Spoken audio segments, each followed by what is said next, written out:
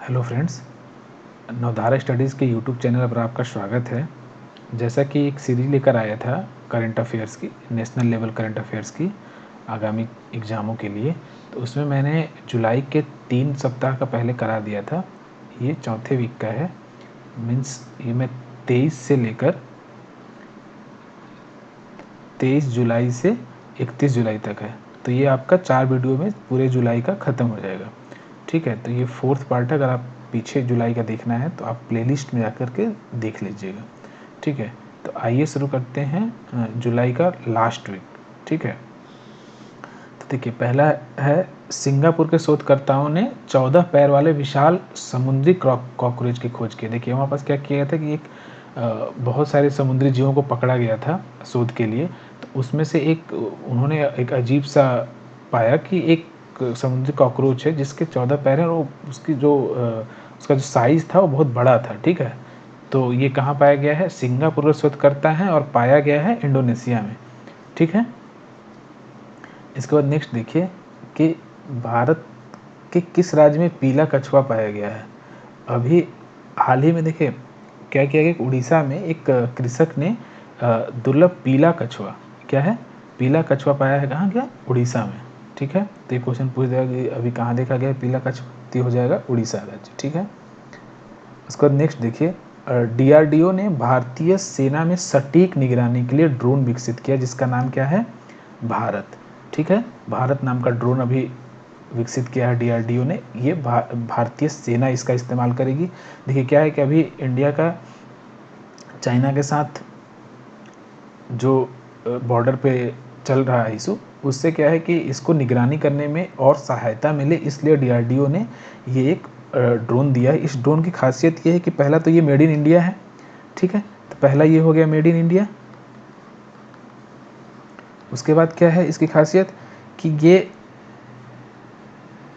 ये जो है ये एजाइल बहुत ज़्यादा है। ठीक है, एजाइल है और ये बहुत ज़्यादा लाइट वेटेड है। तो ये जो टेरेन है लद्दाख की या हिमालय रीजन की, उस टेरेन के लिए ये बहुत सही है। ठीक है, तो क्या होगा कि लाइट और एजाइल से ये उस टेरेन के कहीं भी जा कर के निगरानी कर सकता है कि सामने क्या चल रहा है क्या नहीं चल रहा, उसकी अच्छे से इंडियन सेना को पता चल सकता है कि वहाँ के बारे में।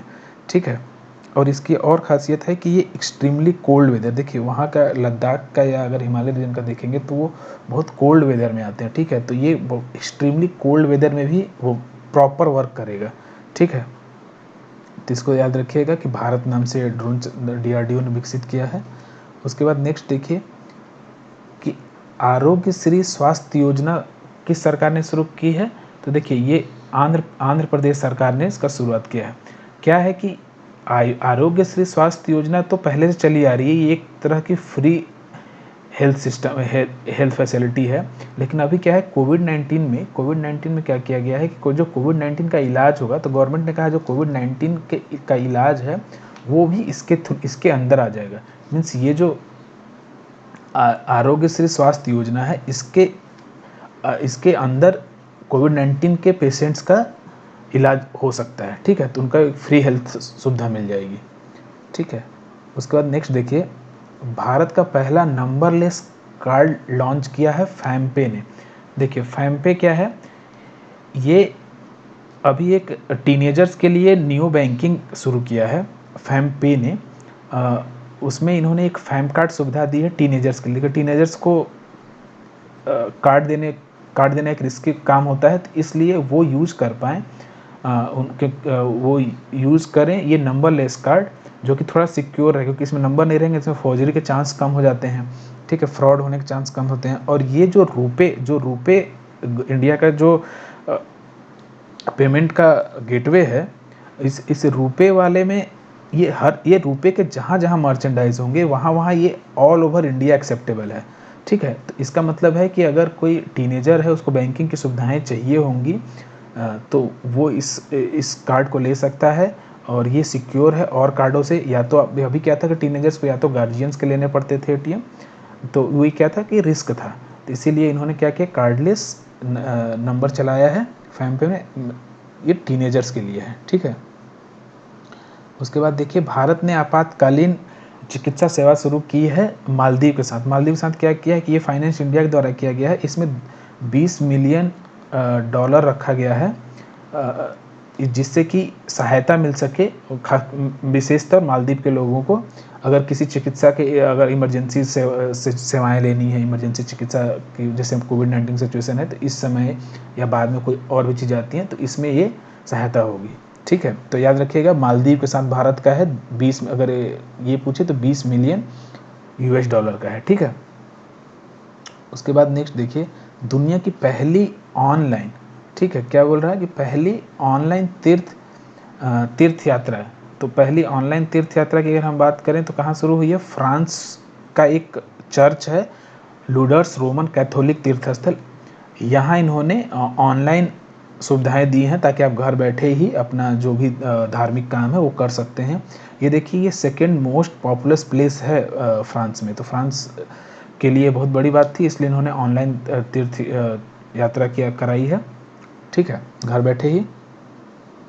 उसके बाद डीआरडीओ ने एंटी टैंक, ठीक है, ये एंटी टैंक गाइडेड मिसाइल, ठीक है, गाइडेड नाग प्रक्षेपास्त्र का परीक्षण किया। क्या नाम है उसका? ध्रुवास्त्र। देखिए ये क्या है, इसको अभी टेस्ट किया है उड़ीसा रेंज में। देखिए उड़ीसा में हमारी टेस्टिंग होती है मैक्सिमम मिसाइल की।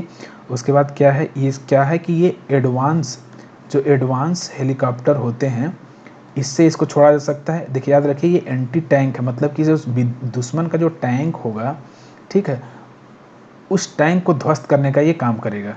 ठीक है, और इसमें क्या है कि डायरेक्ट हिट मोड में है ये। ठीक है, और ये दूसरी सी कंडीशन क्या है कि ये ऑल वेदर मीन्स ये इस पे वेदर का कोई असर नहीं आएगा, किसी एक्सट्रीम कंडीशन वेदर में भी ये काम करेगा। ठीक है, उसके बाद क्या है कि दूसरा चीज़ क्या है कि ये डे एंड नाइट दोनों में प्रॉपर 100% वर्किंग है इसकी। ठीक है, तो आप याद रखिएगा, ध्रुवस्त्र नाम है, डीआरडीओ ने किया है। अब डीआरडीओ क्या है, देखिए डीआरडीओ ही क्यों बनाता है, क्योंकि जो डीआरडीओ है वो मिनिस्ट्री ऑफ डिफेंस के अंतर्गत आरएनडी विंग है। ठीक है, जो आरएनडी विंग है मिनिस्ट्री ऑफ डिफेंस के अंदर, तो इसीलिए इसका काम है इस तरह की चीज़ों का रिसर्च करना और इस तरह की चीज़ों का, ताकि हमारी जो इंडियन आर्मी है वो लैस हो जाए नए नए टेक्निक से। ठीक है, उसके बाद नेक्स्ट देखिए कि पहला गुल्बेकियन मानवता पुरस्कार दिया गया है ग्रेटा थुनबर्ग को। ये क्या है कि ये एक इन्वायरमेंटलिस्ट हैं, बच्ची हैं, तो इन्हें दिया गया है गुल्बेकियन मानवता पुरस्कार। ठीक है, उसके बाद नेक्स्ट देखिए कि राजस्थान में निवेश में तेजी लाने के लिए किस योजना को चलाया है? तो ये याद रखिएगा, वन स्टॉप शॉप योजना है, ताकि जो निवेश है वो राजस्थान में बढ़ सके, जिससे ग्रोथ हो। ठीक है, तो इसके बाद नेक्स्ट आइए, देखिए भारत की पहली 700 मेगावाट इलेक्ट्रिक परमाणु ऊर्जा प्लांट, ठीक है, परमाणु ऊर्जा प्लांट है कहाँ? काकरापार, सूरत, गुजरात में। इसका क्या किया गया है कि ये क्रिटिकली अटेंड किया गया है 700 मेगावाट को अभी हाल ही में। ठीक है, तो ये 700 मेगावाट की क्रिटिकली अटेंड करने वाली इंडिया की पहली है, फर्स्ट है इंडिया की। ठीक है, इससे पहले अगर हम हाईएस्ट बात करें इंडिया का तो ये 540 मेगावाट ही था हमारे पास। ठीक है, तो अभी 700 की कई यूनिट बन रही हैं, जो जिसमें कि पहला जो हम क्रिटिकली अटेंड कर पाए 700 मेगावाट की क्षमता तक, वो कहाँ? काकापारा, सूरत में। और याद रखिएगा, अगर पूछे इंडिया की हाईएस्ट, तो इंडिया की हाईएस्ट 1000 मेगावाट की ये कुड़ईकुलम में अभी निर्माणाधीन है, ये बनने का प्रस्तावित है, बन रही है। ठीक है, तो अभी क्रिटिकली अगर अटेंड करने की बात है तब याद रखिएगा 700 मेगावाट हुआ है, जब ये कर लेगा तो ये ज़्यादा बड़ा हो जाएगा, ऑब्वियस बात है। ठीक है, तो याद रखिए काकरापारा, सूरत, गुजरात का जो पावर प्लांट है उसमें 700 मेगावाट की यूनिट को क्रिटिकली अटेंड कर लिया गया है, मतलब 700 मेगावाट को अचीव कर लिया गया है एक बार। ठीक है, उसके बाद देखिए कुल ऊर्जा उत्पादन में अभी हमारा 2030 तक लक्ष्य रखा गया है कि जो कुल इंडिया का ऊर्जा उत्पादन है उसमें 60%, ठीक है, 60% रिन्यूएबल एनर्जी हो, नवीनीकरण ऊर्जा हो। ठीक है, ये जान ही रहे क्यों किया जा रहा है, ताकि कोयले पर या जो फॉसिल फ्यूल्स वगैरह हैं इन पे निर्भरता कम की जाए, जिससे कि पॉल्यूशन कम हो। ठीक है, तो याद रखिएगा 60% तक हमको 60% तक रिन्यूएबल एनर्जी उत्पादन करना है 2030 तक, ठीक है। फिर हाल ही में WTO का ऑब्जर्वर स्टेट्स का दर्जा दिया है तुर्कमेनिस्तान को। तुर्कमेनिस्तान कहाँ है? एक सेंट्रल एशियन कंट्री है, तो इसे WTO ने ऑब्जर्वर स्टेटस का दर्जा दिया है, ठीक है। फिर नेक्स्ट देखिए, मंगल पर चीन का पहला रोवर मिशन। देखिए याद रखिए ये क्या है? चीन का रोवर मिशन है। इसका मतलब क्या हुआ कि ये जो मार्स है, जो मंगल ग्रह है, इस पे ये रोवर भेजेगा एक, ठीक है। पहले अब हम अगर हम इसकी मंगलयान से तुलना करें, देखिए मंगलयान क्या था? मंगलयान ने एक ऑर्बिट भेजा था जो बाहर से इसका इसको ऑर्बिट करेगा और वहाँ से ये इन्फॉर्मेशन भेजेगा। लेकिन ये क्या है? मंगल का चीन पहला रोवर। इसका मतलब कि ये इसके अंदर एक लैंडर भेजेगा इस मार्स के सरफेस पे, ठीक है। और इसके साथ साथ ही एक ऑर्बिटल भी भेज रहा, मतलब वहाँ एक ऑर्बिटल भी रहेगा और इसके साथ एक जाके लैंड भी करेगा, तो वो रोवर हो जाएगा। तो इसका नाम क्या है? तियानवेन-1, ठीक है। इसका नाम याद रखिएगा, तियानवेन-1 रोवर मिशन है। इससे पहले चाइना एक बार अटेम्प्ट कर चुका है मार्स पर, लेकिन वो फेल रहा था, ठीक है। तो फिर उसने इस बार का क्या किया है? रोवर और ऑर्बिटर दोनों है, ठीक है। तो याद रखिएगा, इंडिया का रोवर नहीं है अभी तक मार्स में। हमने चंद्रयान-2 में रोवर भेजा था, जो विक्रम लैंडर था, ठीक है। तो रोवर और उसमें समझ गए अंतर, ऑर्बिटर में। तो ये रोवर मिशन है। उसके बाद देखिए, अभी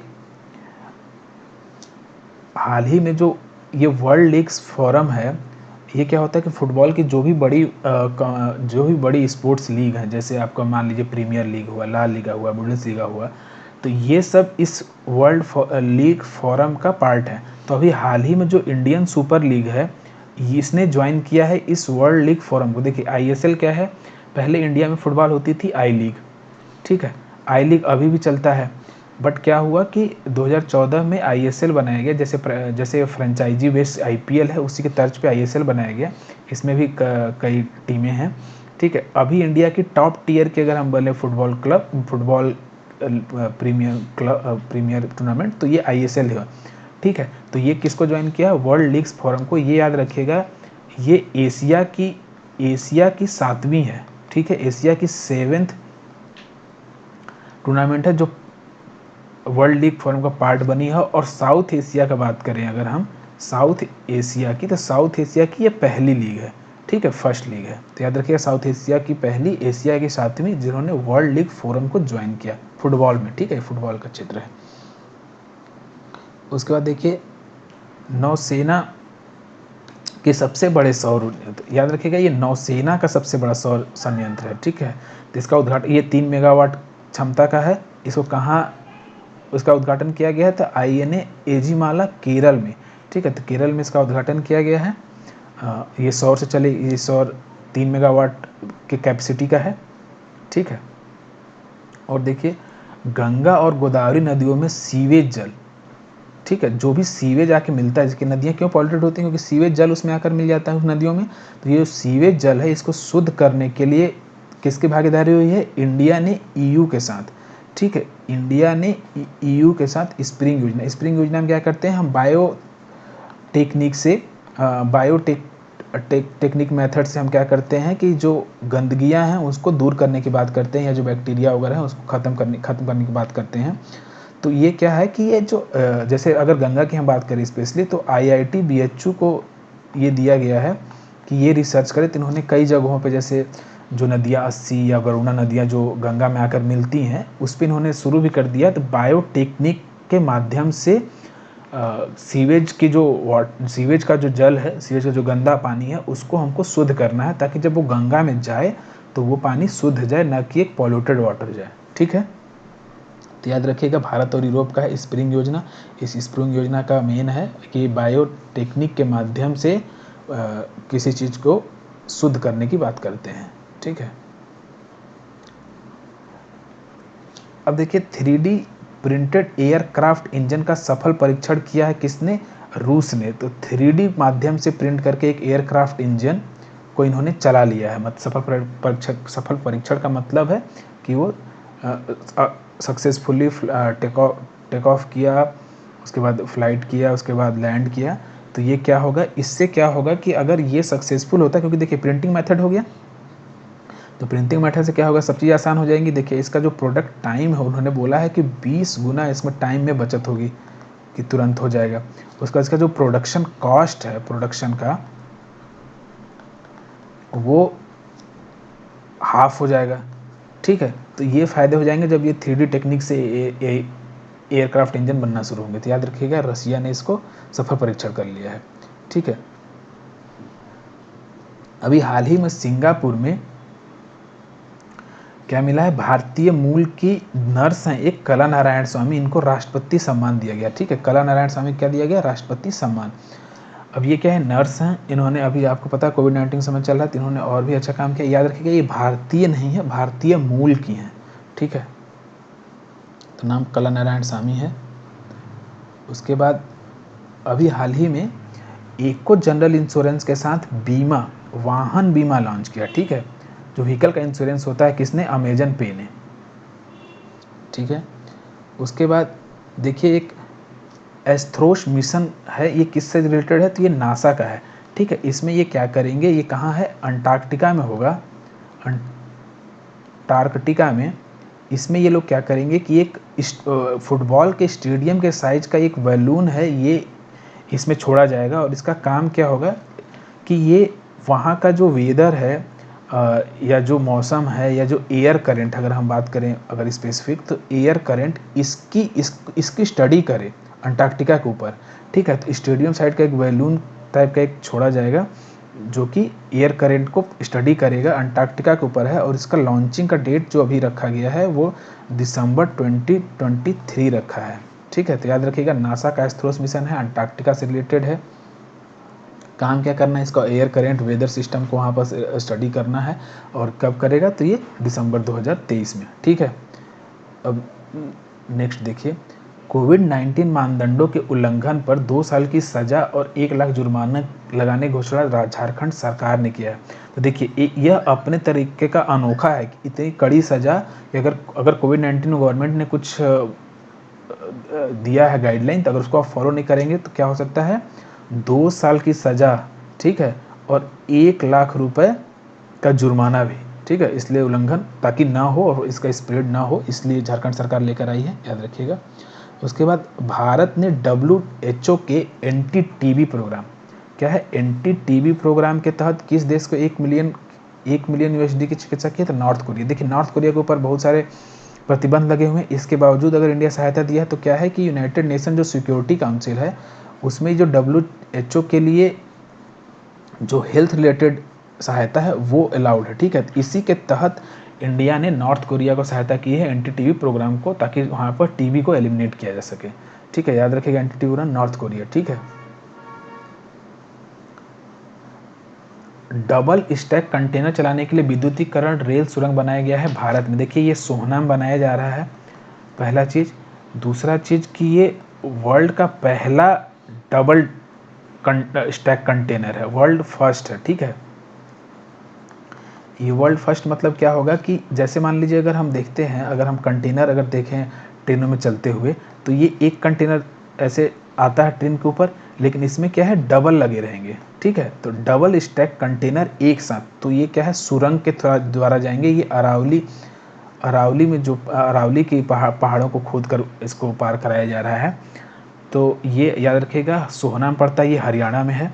ठीक है, और अगर ये 2 डिस्ट्रिक्टों की बात करें किसको किसको जोड़ता है, तो ये मेवात को गुरुग्राम से जोड़ेगा। ठीक है, मेवात को गुरुग्राम से जोड़ेगा। और ये पड़ता अभी बना किस में है, तो ये जो अभी डेडिकेटेड कॉरिडोर इंडिया में बन रही है ईस्ट और वेस्ट, तो ये वेस्ट डेडिकेटेड फ्रेट कॉरिडोर में बीच में पड़ रहा है। ठीक है, अरावली को खोद कर बनाया गया है, डबल स्टैक, याद रखिएगा इलेक्ट्रीफाइड है। ठीक है, तो इसका हाल ही में क्या किया गया है कि इस सुरंग को पूरी तरीके से खोद लिया गया है अभी जुलाई में।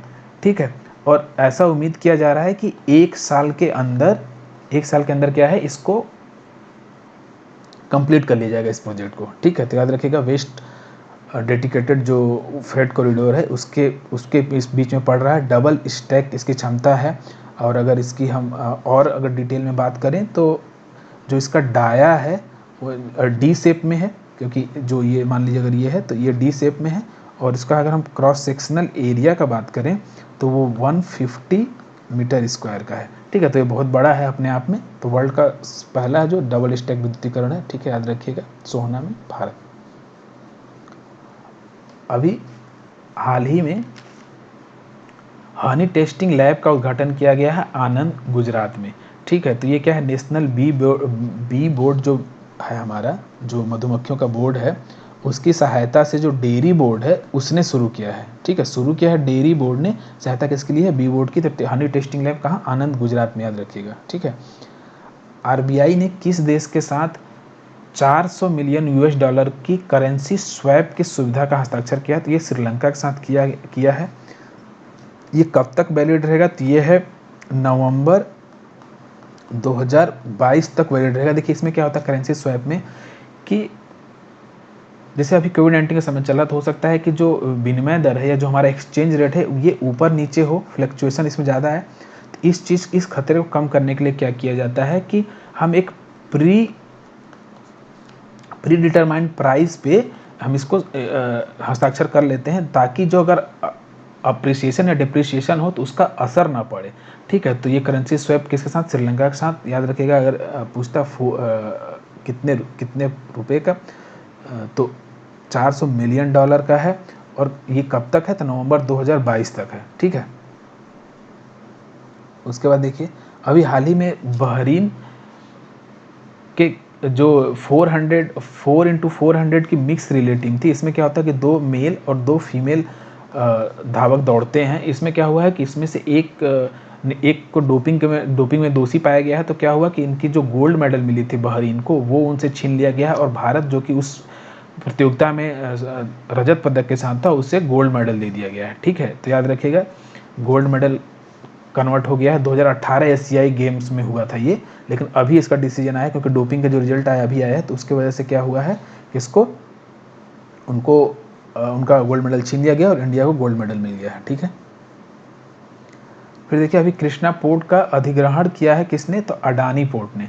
ठीक है, अडानी पोर्ट ने इसका देखरेख करेगी। ठीक है, अमेरिका ने किस देश का ह्यूस्टन में स्थित, देखिए वाणिज्यिक दूतावास, ठीक है, ये वाणिज्यिक दूतावास था, इसको बंद करने का आदेश दिया। तो चीन का जो दूतावास था ह्यूस्टन में वाणिज्यिक, उसे अमेरिका ने बंद करवा दिया है। ठीक है, अब देखिए high resolution mapping satellite launch किया किसने, चीन ने। इसका नाम क्या है इस सैटेलाइट का, Zhuan-3। अब इससे क्या होगा कि ये जो मैपिंग की इनकी कैपेसिटी है ये बढ़ जाएगी, क्योंकि जो अभी रेजोल्यूशन यूज करते थे उससे ये काफ़ी अच्छा रेजोल्यूशन है। तो जो इसकी जो देखने की क्षमता है वो काफ़ी इम्प्रूव हो जाएगी। ठीक है, तो याद रखिएगा Zhuan-3 है। 2021 में खेलो इंडिया यूथ गेम्स की मेजबानी कौन करेगा, तो हरियाणा। देखिए खेलो इंडिया स्कीम गवर्नमेंट चला रही है, इसमें क्या करते हैं ये लोग, खेलो इंडिया स्कूल गेम कराते हैं, खेलो इंडिया यूनिवर्सिटी गेम कराते हैं, और खेलो इंडिया ये यूथ गेम्स है। ठीक है, याद रखिएगा, तो ये यूथ वाला होगा हरियाणा में 2021 में। ठीक है, अब देखिए मैकाडमाइजेशन प्रोग्राम शुरू किया है जम्मू कश्मीर। इसमें क्या होगा कि जितनी भी सड़कें हैं जम्मू कश्मीर की, जितने भी रोड हैं, इसको सबको तंदुरुस्त किया जाएगा। तंदुरुस्त करने का मतलब है कि सबको अच्छे से रिपेयरिंग होगा, जहाँ नई रोड डालनी होगी वहाँ डालना होगा। तो ये कम्प्रिहेंसिव तरीके से पूरे जम्मू कश्मीर में मैकाडमाइजेशन प्रोग्राम किया जा रहा है। ठीक है,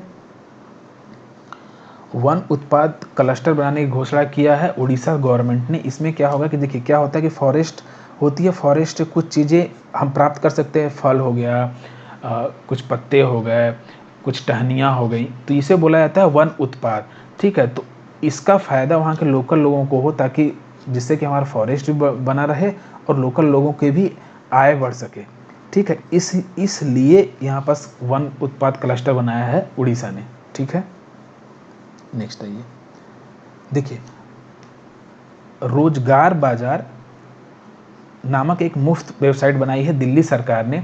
इसमें क्या किया है कि जिनको नौकरी चाहिए और जिनके पास नौकरी है उनके लिए कॉमन प्लेटफॉर्म दिया है इन्होंने। उसके द्वारा क्या है कि कोविड-19 सिचुएशन में बहुत से की नौकरी चली गई है, और अभी बहुत से लोगों को लेबर या स्किल्ड वर्कर चाहिए, तो वो एक प्लेटफॉर्म पे मिल सके, तो वो रोजगार बाजार नामक किसने चलाया, तो याद रखिएगा दिल्ली सरकार, इसका आंसर हो जाएगा। ठीक है, और 28 जुलाई को, हाल ही में 28 जुलाई को विश्व प्राकृतिक संरक्षण, याद रखिएगा, विश्व प्राकृतिक संरक्षण दिवस मनाया गया, ठीक है। इसके बाद अभी हाल ही में डॉक्टर हर्षवर्धन है हमारे मिनिस्टर, इन्होंने मौसम ऐप लॉन्च किया है। किसके लिए? तो मौसम के पूर्वानुमान के लिए, ताकि जो कृषक हैं या कोई भी प्रोजेक्ट है या कोई भी चीज़ है जिसको कि मौसम का पहले से अनुमान हो, पहले से उनको एक आइडिया हो कि मौसम क्या होने वाला है, उसके हिसाब से वो अपने किसान का, अपनी खेती का या कोई अपने प्रोजेक्ट का अपना पूरा रोड मैप तैयार कर सकता है कि अब हमको क्या करना है। तो मौसम ऐप लॉन्च हुआ, ठीक है, मौसम के पूर्वानुमान के लिए, ठीक है। उसके बाद देखिए, ये डेयर टू ड्रीम 2.0 प्रतियोगिता शुभारंभ किया है DRDO ने, ठीक है। इसमें क्या है कि ये क्या करते हैं कि जो हमारा ये जो इनोवेटर्स हैं, जो साइंटिस्ट हैं, इनोवेटर्स हैं, उनको जो इन्वेस्टर्स हैं उनसे एक मिलाने का एक तरीका है, ठीक है। तो इसमें क्या होता है कि ये जो चैलेंज रखते हैं, कुछ चैलेंज को प्रमोट करते हैं, उस चैलेंज के द्वारा जो भी इनोवेटर्स है वो स्टार्टअप कैपेसिटी अपना दिखाता है। किस फील्ड में? तो याद रखिएगा, डिफेंस के फील्ड में, ठीक है। देखिए अब क्या है कि ये DRDO के द्वारा किया जा रहा है, तो ये डिफेंस रिलेटेड फील्ड होगा, डिफेंस एयरक्राफ्ट के फील्ड में, ठीक है। तो एक तरह का चैलेंज रहता है जहाँ इनोवेटर्स होते हैं, स्टार्टअप्स होते हैं, वो आता है, ठीक है। तो ये डेयर टू ड्रीम, ये सेकेंड, ठीक है, प्रतियोगिता का DRDO। उसके बाद दुनिया का सबसे बड़ा सौर ऊर्जा संयंत्र स्थापित किया जा रहा है, कहाँ? तो अबू धाबी में। देखिए अभी भी 1.2 गीगावाट का जो वर्ल्ड में सबसे बड़ा है, नूर अबू धाबी, याद रखिएगा, नूर अबू धाबी नाम था उसका, ये है अभी, ये सबसे बड़ा है। लेकिन इसका क्या अभी लक्ष्य रखा गया है कि सिंगल 2 गीगावाट की क्षमता का भी बन रहा है अबू धाबी में, ठीक है। तो अब कौन सा बड़ा हो जाएगा? 2 गीगावाट का जो बनेगा उसके बाद, ठीक है। अभी भी जो वर्ल्ड का सबसे बड़ा अबू धाबी में ही है, लेकिन 2 गीगावाट का एक प्रस्तावित हो गया है, ठीक है। उसके बाद देखिए कि अभी हाल ही में केंद्र सरकार ने चंबल क्षेत्र, ये जो बुंदेलखंड का एरिया, चंबल क्षेत्र की नालियों, जो गली इरोजन होता है उसकी नालियों में कृषि योग्य भूमि में परिवर्तित करने का निर्णय लिया है। किसके साथ? वर्ल्ड बैंक के। तो वर्ल्ड बैंक की मदद से क्या करेगी हमारी सेंट्रल गवर्नमेंट, जो चंबल क्षेत्र है वहाँ जो नालियाँ विकसित हो जाती हैं वहाँ के टेरियन के कारण, उसको कृषि योग्य भूमि में परिवर्तित करना है, ठीक है, ताकि डिजर्टिफिकेशन वगैरह को बचाया जा सके, ठीक है। तो याद रखिएगा, वर्ल्ड बैंक इस सहयोग करेगी। और अभी देखिए कुम्हार सशक्तिकरण योजना का शुभारंभ किया है गृह मंत्री अमित शाह जी ने। ये KYC जो कि खादी विलेज इंडस्ट्री कमीशन है, इसके तहत गुजरात में इसको इनॉग्रेट किया गया। इसमें क्या किया गया कि 100 कारीगरों को इलेक्ट्रिक, देखिए जो कुम्हार पहिए होते हैं वो इलेक्ट्रिक कुम्हार पहिए वितरित किए गए हैं, ठीक है। तो याद रखिए कुम्हार सशक्तिकरण योजना, ताकि जो हमारा MSME सेक्टर है वो ज़्यादा मजबूत हो सके, ठीक है, इसलिए कुम्हार सशक्तिकरण योजना आ गई। अब देखिए ये बहुत इंपॉर्टेंट है, अंतर्राष्ट्रीय बाघ दिवस, ठीक है, कब मनाया गया? तो 29 जुलाई को, याद रखिए, बहुत इंपॉर्टेंट है। उसके बाद प्रीमियर लीग फुटबॉल के गोल्डन बूट के विजेता हैं जेमी वर्डी। ये लिचेस्टर शायर टीम से खेलते हैं और उन्होंने इस बार गोल्डन बूट रिकॉर्ड जीता है। इस बार इन्होंने 23 गोल किए हैं इस सीज़न में, और इनका अभी फिलहाल ही में टोटल मिला के 100 गोल का भी इन्होंने अपना टारगेट पूरा किया है। उसके बाद देखिए एक जरकान मिसाइल है, ठीक है, क्या नाम है इसका? जिरकान मिसाइल। इसका सफलतापूर्वक परीक्षण किया है रसिया ने। ये देखिए इसकी खासियत क्या है कि ये हाइपरसोनिक मिसाइल है, ठीक है।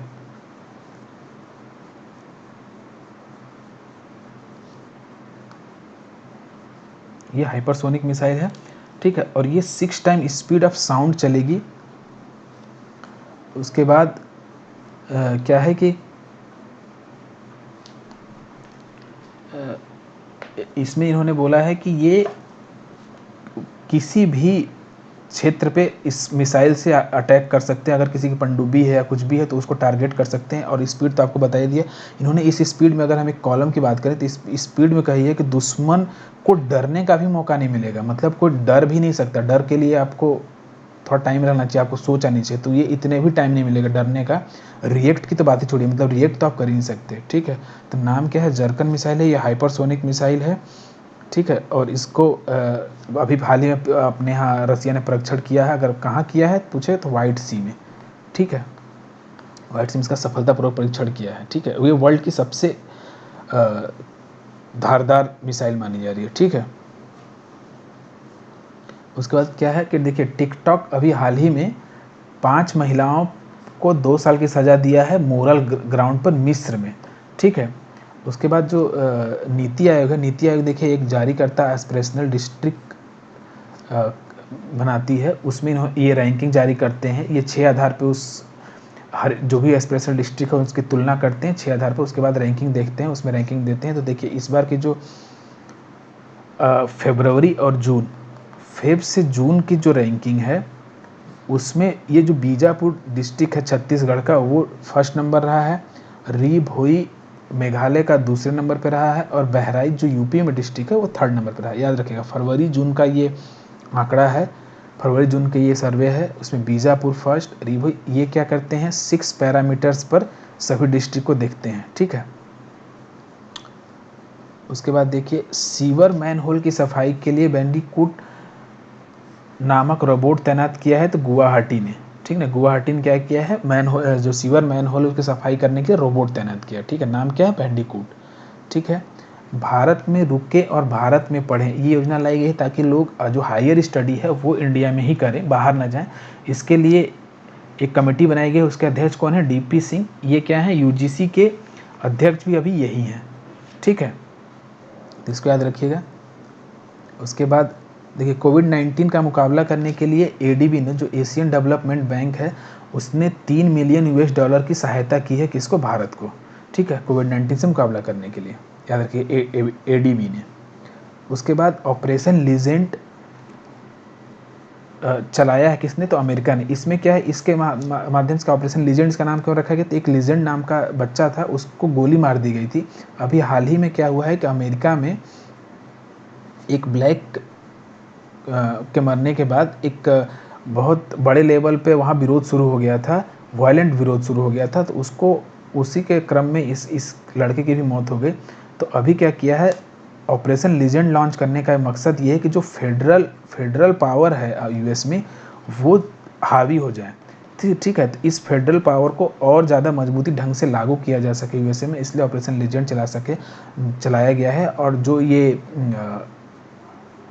जो विरोध कर रहे हैं वायलेंट तरीके से, उन पे काबू पाया जा सके, ठीक है। तो ये कई जगहों पे लगाया गया है इस ऑपरेशन को, ठीक है। उसके बाद देखिए अभी जो हमारा एमएचआरडी मिनिस्टर था, ह्यूमन रिसोर्स डिपार्टमेंट, इसका नाम शिक्षा मंत्रालय कर दिया गया है, ठीक है।